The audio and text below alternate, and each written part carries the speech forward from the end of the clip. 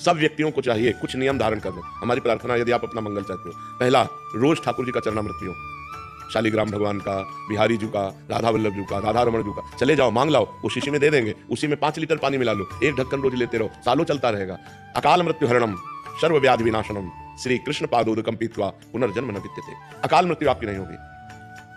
कितना सस्ता सौदा है, पर आप पीते हो? आप विचार करके देखो, सब लोग पीना, शराब जरूर पियोगे, चरणामृत नहीं पियोगे, जो तुम्हारा मंगल का। अकाल मृत्यु हरणम, अकाल मृत्यु नहीं होगी जो चरणामृत पीता है। सर्व व्याधि विनाशनम, समस्त रोगों का नाश करने की सामर्थ्य चरणामृत में। श्री कृष्ण पादोदकम पीत्वा पुनर्जन्म न विद्यते, जो रोज भगवान का चरणामृत पीता है उसका पुनर्जन्म नहीं होता। पहला नियम लो, रोज चरणामृत हम पिएंगे, सुबह उठो 1 ढक्कन चरणामृत दवा की तरह ले लो। दूसरा नियम, घर से जब निकलो तो कम से कम 11 बार इस मंत्र का स्मरण करो। कृष्णाय वासुदेवाय हरये परमात्मने प्रणत क्लेश नाशाय गोविंदाय नमो नमः। कितने मिनट लगेंगे आप सोचो?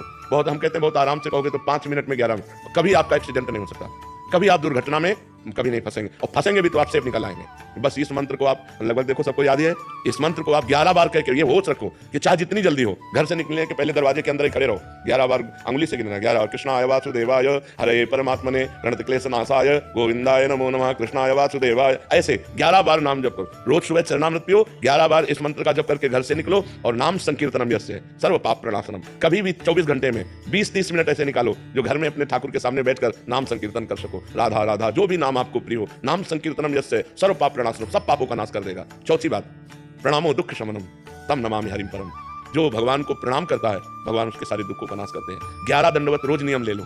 ठाकुर जी घर में जो विराजमान है सबके विराज, चाहे चित्रपट में हो, चाहे शालिग्राम के रूप में हो, चाहे विग्रह के रूप में हो, 11 साष्टांग दंडवत। राधा वल्लभ लाल की जय, प्रणाम किया, फिर खड़े राधा वल्लभ लाल की जय, फिर प्रणाम किया, ऐसे 11 बार दंड। एक बार दंडवत का फल समझते हो? एकोपि कृष्ण कृता प्रणामो दशाश्वमेधा व्रतेन तुल्य दशाश्वमेधि पुनरेपि जन्म कृष्ण प्रणामी न पुनर्भवाय। एक बार श्री कृष्ण को साष्टांग दंडवत करने का फल है 10 अश्वमेध यज्ञ का फल।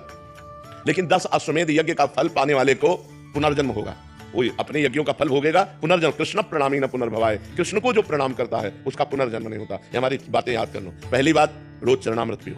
दूसरी बात, घर से निकलने के पहले 11 बार कृष्णाय वासुदेवाय इस मंत्र का जाप करो। तीसरी बात, नाम संकीर्तन 20-30 मिनट अपने घर में करो, जितना आनंद पूर्वक खुद डूब करके नाम संकीर्तन करो। चौथी बात, भगवान को 11 साष्टांग दंडवत करो। और 5वीं बात, वृंदावन की रज ले जाओ, जरा सी रज माथे पे रखी रहनी चाहिए, अपने बालों के बीच में जरा सी रज, वो हमारे सर माथे रहेगी ना, जो रज शिव सनकादि की याचत सो रज शीस चढ़ाऊं कि सूरी तेरे चरणन की रज पाऊं। ये वृंदावन की जो रज है, ये ब्रह्मेश्वरादि सुदरूप पदारविंद श्रीमद पराग परमाद्भुत वैभवाया सर्वार्थ सार रसवर्षि कृपार्थ दृष्टेस तस्या नमोस्तु वृषभानुभो महिम्ने। ये हमारी 5 बातें याद कर लो, आप सदैव सुखी रहोगे। 5 बातें, उठते बैठते चलते फिरते राधा राधा राधा, और ये 5 नियम धारण कर लो।